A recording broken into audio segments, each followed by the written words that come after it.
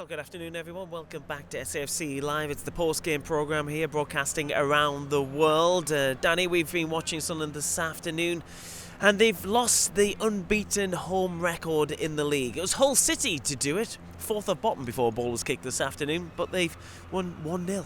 Yeah, they have indeed, yeah. And look at them, as I say, Sheffield United a few weeks ago, won there with a clean sheet, 3-0, and up at the stadium like this afternoon. So you've got to give them credit. I think before the game we knew it wasn't going to be easy. They've got some good players in there. Obviously not quite getting a tune out of them this season because they're down the wrong end of the table. But I thought looking at them this afternoon, well organised, look to hit us on the counter-attack.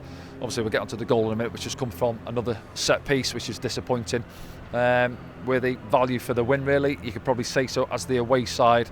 And from our point of view, maybe didn't do quite enough in possession when we had it, and it's almost, as I said there, toiled away second half, one or two openings, which we'll get onto in a minute. But it's a disappointing afternoon. It's back-to-back defeats for the first time this season, but we've got to crack on and keep on going. Yeah, let's have a look through the game then and see how the action moved along in the 90, plus all that added time as well. A bizarre goal, really, that separated the two sides at full time, but Sunderland simply didn't create enough for themselves. No, they never. Well, just have a look. There's two penalty shouts, really. That one's not a penalty for me. His arm's into his body. Yes, it hits him there, but it's not a penalty. But this was, for me, the moment which sort of spurred Hull into life, really. Opportunity from a counter-attack. They don't actually make the most of it, 3v2. I think Crooks there, if he has that back, he takes a touch and he pulls the trigger. He's trying to slot Joseph in, and the opportunity goes away. But you can see them growing confidence from that moment on, really, and they knocked the ball around quite well. I remember that passage of play, they had 30 odd passes, didn't they? And then Joe Gelhardt coming in with that one strike, comes off his other foot, takes the power off it. But yeah, listen, from our point of view, a big crowd in today. Was it 44,000 in coming here? And they did get behind the lads in that first half, trying to get them going, and perhaps knew what was at stake with the disappointment of the defeat at Leeds in midweek to come here and get a reaction this There's afternoon. the goal, Danny. But, talk us through it then. Yeah, in swinger, isn't it? Joe Gelhardt, decent whip on it, and then Patrick in front of Anthony Patterson. Again, we're not sure. Does Pato give him a shout? We can't hear from up on the gantry. I think there, if you're in doubt, you can see what's happening in front of him. Just go and punch it. This one now, yeah, and obviously it'll go down as an own goal because he gets two hands on it, but it goes through his gloves and drops in the net, and I'm not sure who's there to fire it over the line, but that's going to be the difference, and that's the 3 points for Hull.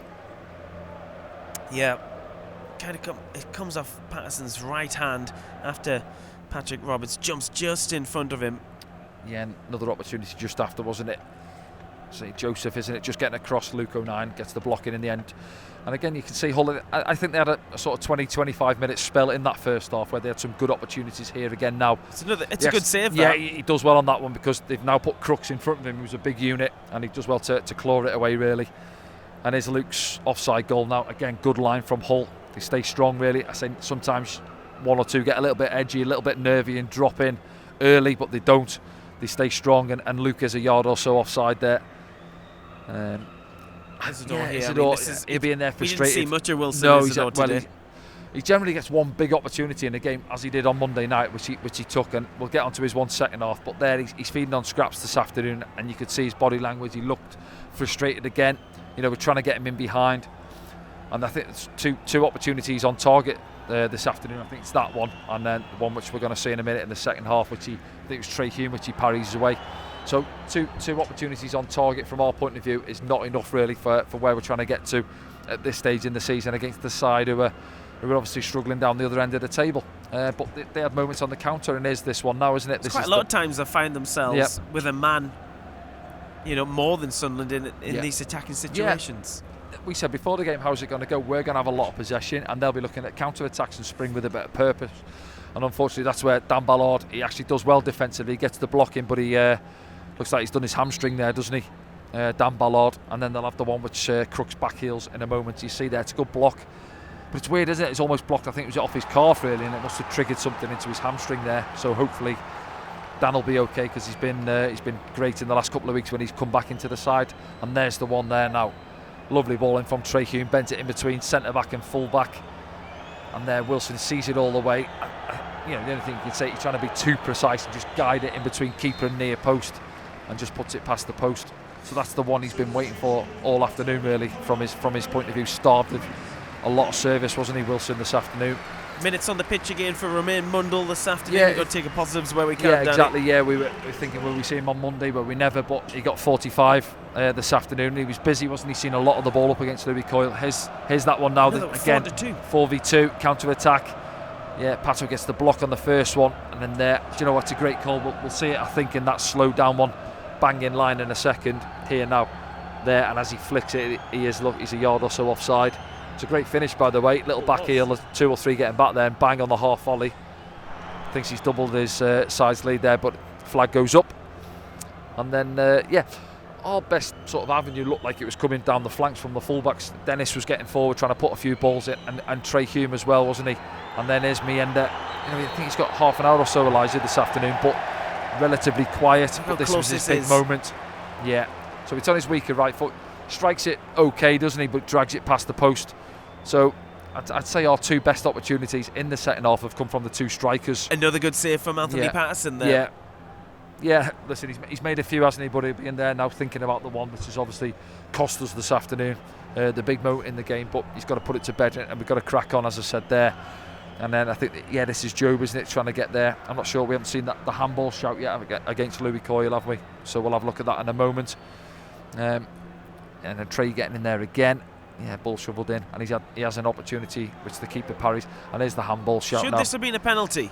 Yeah, I think we've seen it back, and just speaking to our colleagues on Sky, I think they agree as well. I think he sees it a long way. Look at Luke O'Nine's reaction there, and Dennis behind him, and I think they've got away with one there. I think he had a good game again. He's a good defender, Louis Coyle, in those one-on-one situations. But there, he's got away with one. Yeah, and this is our other strike on target. So you've had the Ballard header, and that one there go down as the 2 on target this afternoon. And there's Romain, just tries to stand it up too much on it, and up and onto the roof of the net, isn't it? And then Hull right at the death. Yeah, Joe Gelhardt goes on a wide, and then strike, it's blocked in behind. So just looking at the highlights, we've had some good moments where we've been in some good positions, but over the course of the 90 minutes, we haven't perhaps done enough today. Nope.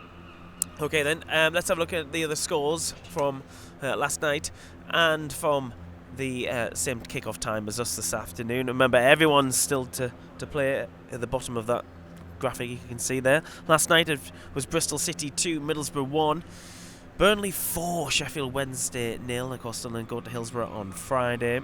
Derby County 0, Millwall 1, Plymouth Argyle 1, Cardiff City 1.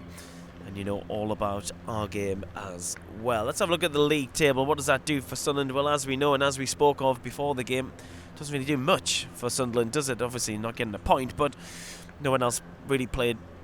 Blackburn haven't played yet. Bristol have, and they move into the 6th position.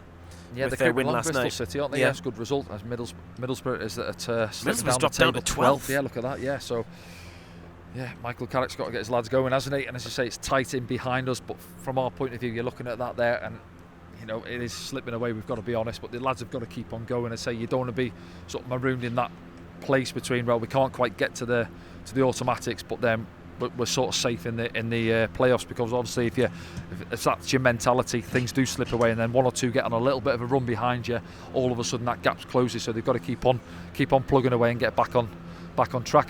Let's see at the bottom of the championship then, because that was a big 3 points for Hull City, who move up a place above Cardiff, who I think drew 1-1 against Plymouth this afternoon. I mean, that was a big game down the bottom. They both took a point, but Hull take the advantage with the slightly better goal difference of -10.